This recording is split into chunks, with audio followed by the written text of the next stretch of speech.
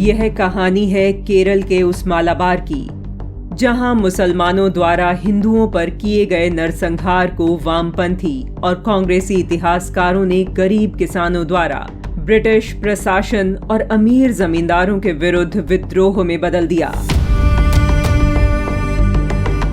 लेकिन असली इतिहास तो उन हजारों हिंदुओं और महिलाओं के खून और चीखों से लिखा है, जो नेताओं की तुष्टीकरण की राजनीति भेंट चढ़ गए।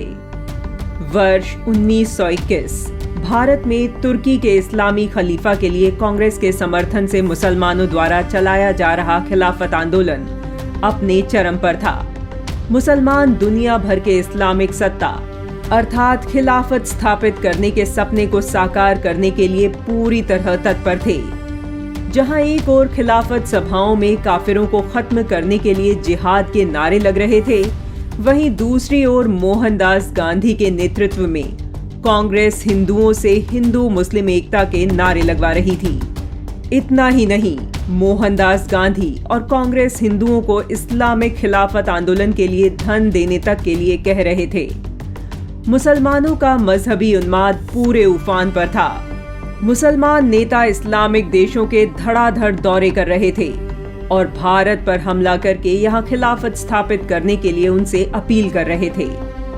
जब स्वामी श्रद्धानंद जैसे हिंदू नेताओं ने खिलाफत सभाओं में काफिरों के विरुद्ध जिहाद के नारों की बात उठाई, तो गांधी जी ने कहा कि मुसलमान तो ब्रिटिश नौकरशाही के खिलाफ हैं।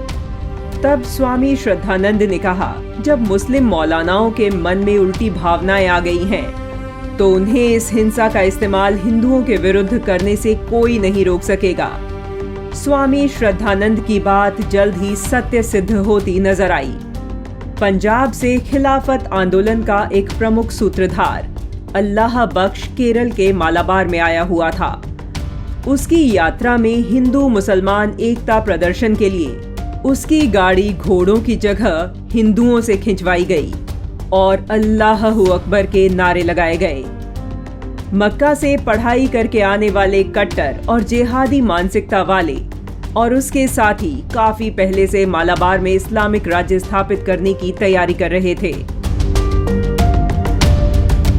इसके लिए उन्होंने प्रथम विश्व युद्ध में अंग्रेजों की ओर से लड़े हुए और प्रशिक्षित पूर्व मुसलमान सैनिकों और युवाओं की खिलाफत आर्मी बनाई गई, जिसमें हथियार से लैस 60,000 जवान थे। 22 अगस्त वर्ष 1921 को जामा मस्जिद मालाबार को इस्लामिक खिलाफत का क्षेत्र घोषित करके अली मुस्लियार को वहां का इस्लामिक राजा घोषित कर दिया गया।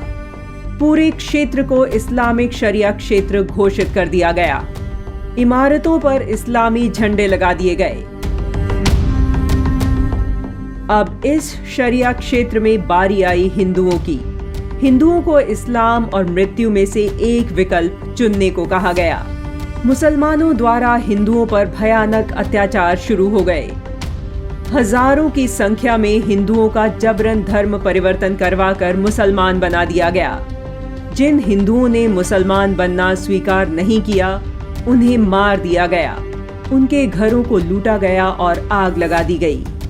हिंदुओं के क्षत विक्षत शवों से मालाबार के कुएं और सड़कें भरे पड़े थे। महिलाओं के शरीर के टुकड़े टुकड़े करके सड़कों और जंगलों में फेंक दिए गए। सर्वेंट्स ऑफ इंडिया सोसाइटी की इंक्वायरी कमेटी की रिपोर्ट के अनुसार इस भयंकर नरसंहार में 1,500 हिंदुओं की हत्या, 20,000 का बलात् इस्लामीकरण और लगभग 3 करोड़ की प्रॉपर्टी की लूट हुई। हिंदू महिलाओं के साथ दुष्कर्म की कोई सीमा नहीं। आधिकारिक ब्रिटिश रिकॉर्ड के अनुसार मुसलमानों ने 10,000 हिंदुओं की हत्या की। यह खबर सिंध, बलूचिस्तान और लाहौर में आर्य समाज तक पहुंची। जब आर्य समाज के शीर्ष नेता महात्मा हंसराज ने यह खबर सुनी, तो वे पूरी रात सो नहीं पाए। उन्होंने कहा, जागृति के इस समय में भी किसी को जबरन इस्लाम में परिवर्तित करना हमारे लिए एक बड़ी चुनौती है और हम इस चुनौती का सामना करेंगे।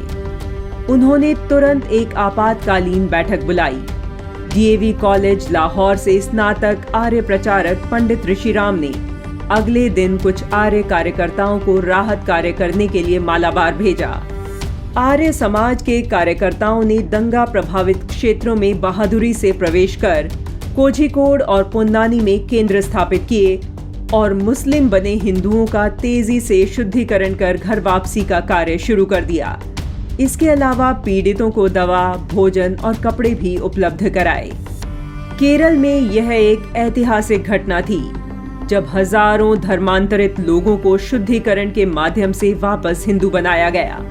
भारत की संस्कृति पर आधारित शिक्षा प्रणाली स्थापित करने और वैदिक ज्ञान के संरक्षण के लिए स्वामी दयानंद सरस्वती ने अपना संपूर्ण जीवन आहूत कर दिया। स्वामी दयानंद 19वीं सदी के नवजागरण के सूर्य कहे जाते हैं। भारत की वैदिक परंपरा को पुनर्स्थापित करने हेतु वर्ष 1875 में उन्होंने मुंबई में आर्य समाज की स्थापना की थी। उन्होंने वेदों को समस्त ज्ञान एवं धर्म के मूल स्रोत और प्रमाण ग्रंथ के रूप में स्थापित किया। दयानंद जी ने अनेक प्रचलित मिथ्या धारणाओं को तोड़ा और अनुचित पुरातन परंपराओं का खंडन भी किया। ब्रिटिश काल में स्वदेशी शिक्षा के लिए उनके शिष्यों ने दयानंद एंग्लो विद्यालय, डीएवी स्कूल और गुरुकुलों को स्थापित कर राष्ट्रीय आंदोलन में महत्वपूर्ण योगदान दिया था। पराधीन भारत में स्वदेशी, स्वराज और स्वभाषा के माध्यम से स्वत्व की मशाल जलाने वाले महर्षि दयानंद सरस्वती को कोटि कोटि नमन है।